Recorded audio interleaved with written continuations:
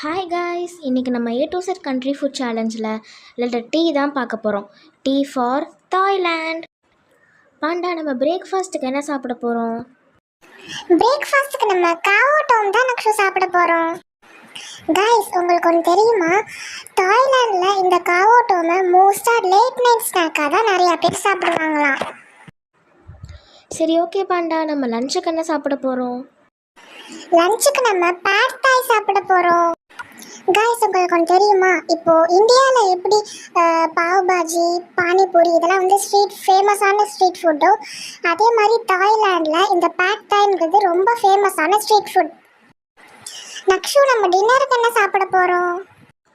டின்னருக்கு நம்ம bad see you தான் பாண்டா சாப்பிட போகிறோம். காய்ஸ், உங்களுக்கு இன்னொரு விஷயம் தெரியுமா?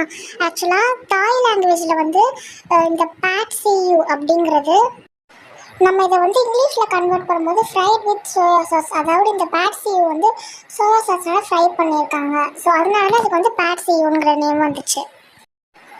ஓகே காய்ஸ், இன்றைக்கி நாங்கள் சாப்பிட்ட ஃபுட்ஸ் எல்லாமே ரொம்ப டேஸ்டியாக இருந்தது. ஸோ நீங்களும் இதை உங்கள் வீட்டில் ட்ரை பண்ணி பாருங்கள்.